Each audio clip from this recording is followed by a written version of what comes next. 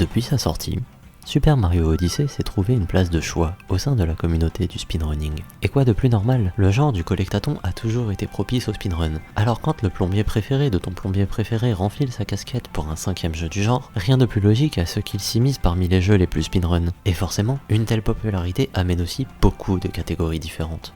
Au-delà des traditionnels Any%, 100% et All Moons, ou de la moins conventionnelle mais très connue Nipple%, au total, c'est pas moins de 27 leaderboards qui sont disponibles rien que sur speedrun.com. Mais aujourd'hui, on va s'intéresser à une catégorie que j'estime personnellement être l'une des meilleures. Si on va sur la page de Super Mario Odyssey, dans Category Extension, on retrouve cette fameuse Any% Minimum Capture et 4 leaderboards au moment où j'enregistre cette vidéo. On y retrouve donc 10 Captures, 11 Captures, 13 Captures et 14 Captures. Pourtant, toutes ces catégories sont aujourd'hui obsolètes. Mais alors pourquoi ? Eh bien pour comprendre, revenons sur l'histoire de tout ça. Mais avant, il faut déjà définir les règles de cette catégorie.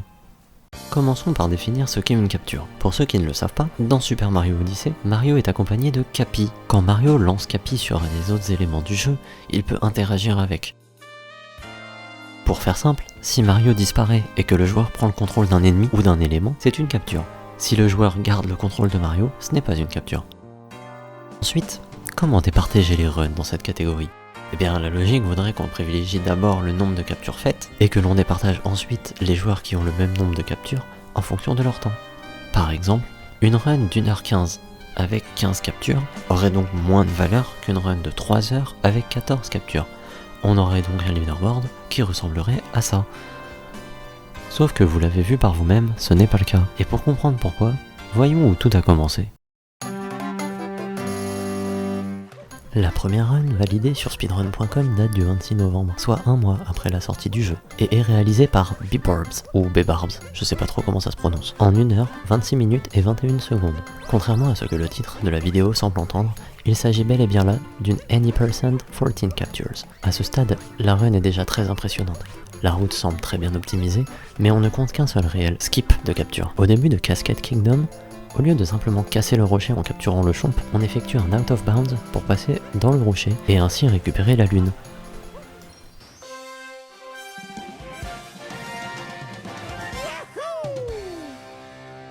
Nous avons donc à ce moment précis 14 captures obligatoires pour finir Super Mario Odyssey.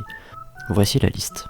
Un pylône qui sert de liaison entre Cap Kingdom et Cascade Kingdom, 3 captures de chomp nécessaires pour battre Madame Brood, une capture d'un tank pour le boss fight de New Donk City, un pylône pour rejoindre le boss fight dans Ruin Kingdom, 5 pylônes qui se succèdent pour monter au travers de Bowser's Kingdom, un Pokio pour monter un immense mur, toujours dans Bowser's Kingdom, un pylône pour rejoindre Bowser au sommet de son royaume, et enfin Bowser lui-même pour finir le jeu.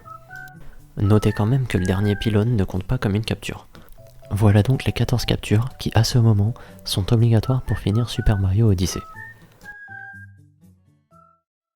Le record de Bbarbs sera ensuite battu par Zinpars en 1h 22 minutes et 17 secondes, puis repris par Bbarbs en 1h 20 minutes et 52 secondes. Ensuite vient Timpani en 1h et 20 minutes, battu ensuite par Bbarbs à 1h 19 minutes et 56 secondes. Puis vient Bayleaf qui fait successivement tomber le record à 1h 17, puis à 1h14 et 31 secondes. Quelques mois plus tard, Real Sturtem établissait le record à 1h 12 minutes et 29 secondes. En un peu plus de 4 mois, le World Record est descendu de près de 14 minutes, et il sera encore battu par la suite. Mais nous allons nous arrêter là pour le 14 Captures. Pourquoi ? Eh bien...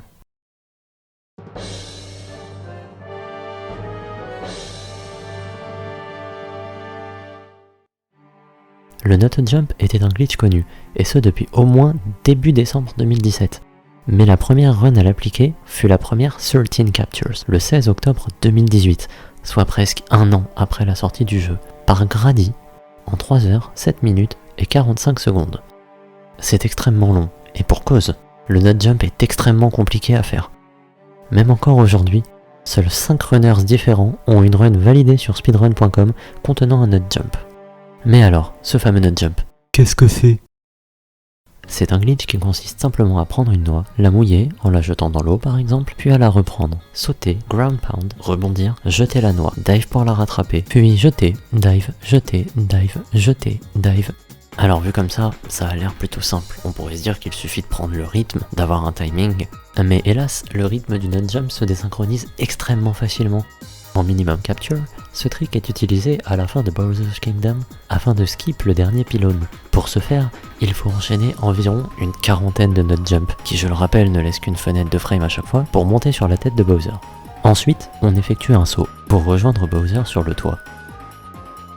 À partir de ce moment, je pense personnellement que le leaderboard 14 captures n'a plus de raison d'exister, puisque ce n'est plus le minimum de captures possible. Néanmoins, le nut jump étant extrêmement compliqué, les leaderboards 13 captures et 14 captures ont finalement été séparés en deux leaderboards distincts. Mais pour essayer de garder le fil conducteur de cette vidéo assez clair, on va complètement mettre de côté le 14 captures et se concentrer uniquement sur le 13 captures. Revenons-en donc au record de Grady en 3 heures, 7 minutes et 45 secondes. Un temps plus qu'optimisable puisque Grady met 1 heure et 45 minutes à effectuer son nut jump. Son record est d'ailleurs battu 3 jours après par Fearsome Fire qui met 2 heures 36 minutes et 35 secondes, soit un gain de temps d'une demi-heure. Il faudra attendre plus de 2 mois, le 10 janvier 2019, pour voir Small One battre ce temps de quelques minutes, établissant le nouveau world record à 2 heures 33 minutes et 3 secondes. Un mois plus tard, le 9 février 2019, le record sera explosé par Timpani, qui établira un nouveau record à 1 heure 20 minutes et 4 secondes, un gain de temps d'un peu plus d'1 heure et 10 minutes.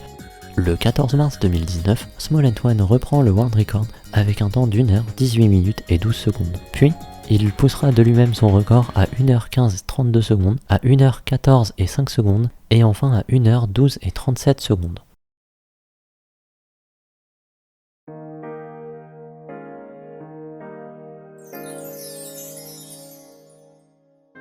L'histoire aurait pu s'arrêter là, mais c'était sans compter la découverte d'un nouveau glitch qui permet de skip 3 captures.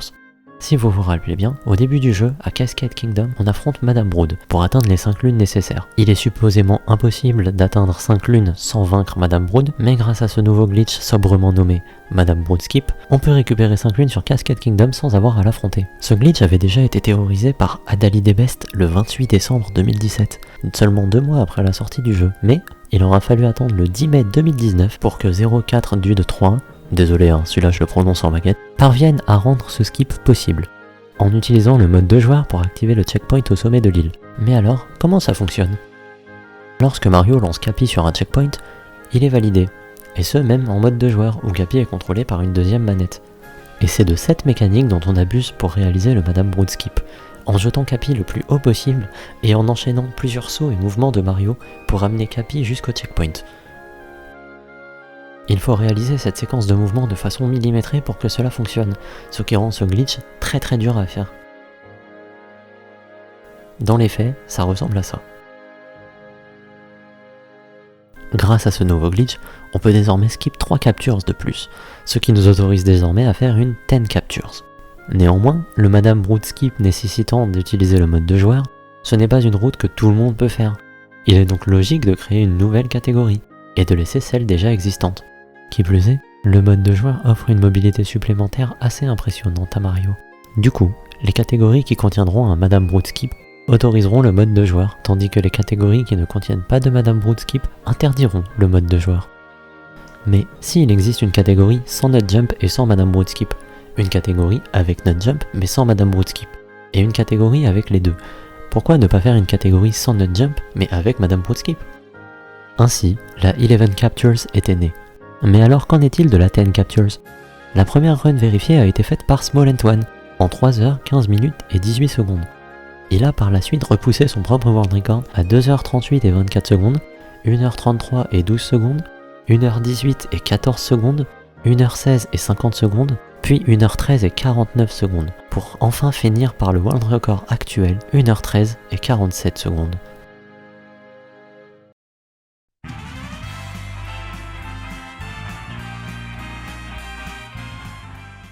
Le classement est resté tel quel depuis le 11 septembre 2019, enfin. jusqu'au 5 février 2020 où un nouveau glitch, le Pokio Skip, a enfin été rendu possible. Skip qui, comme son nom l'indique, permet de ne pas capturer le Pokio à Bowser's Kingdom. Au lieu d'utiliser le Pokio pour monter le mur, on se sert du robot pour nous pousser à l'intérieur, puis en étant out of bounds, on effectue une série de sauts pour monter. Une fois en haut, on lance Cappy sur le checkpoint pour pouvoir s'y téléporter, comme pour le Madame Brood Skip. Le glitch a été découvert par Marijnejep. Je vous mets le lien de son post Reddit en description pour ceux que ça intéresse. En ce qui concerne le Pokio Skip, il a été utilisé pour la première fois dans une run quelques heures après sa découverte, par Smolent1 qui a signé le premier 9 captures en 2 heures, 10 minutes et 45 secondes. Il a ensuite enchaîné avec une 12 captures, en mode 1 joueur donc, et a établi un record à 1h49 et 18 secondes. Petite parenthèse dans cette vidéo pour dire qu'entre l'enregistrement et le montage de celle-ci, le World Record 9 Captures a été battu par Ophir871 en 1h, 15 minutes et 28 secondes. C'est donc le World Record actuel. Mais on arrive à un nouveau problème avec le leaderboard. Il comporte déjà 4 catégories, et même si on rajoute la 9 Captures et la 12 Captures, on va retrouver des 13 Captures faites de plusieurs façons différentes. Certaines avec le Pokio Skip et d'autres avec le Nut Jump. Au final, on a déjà 4 catégories qui sont relativement peu jouées, donc rajouter plus de catégories ne serait pas forcément une bonne idée. Une solution serait de garder les mêmes catégories en y incorporant le Pokio Skip. Mais dans ce cas, que faire des runs déjà existantes? Et puis, ce serait une façon complètement arbitraire de choisir quelle catégorie a le droit d'être run et quelle catégorie n'a pas le droit, et surtout, quel glitch peut ou ne peut pas être utilisé. À mon sens, le plus logique serait de fusionner les leaderboards actuels pour ne faire plus que 2 catégories, One Player et Two Players. Comme c'est le cas pour le Any% par exemple.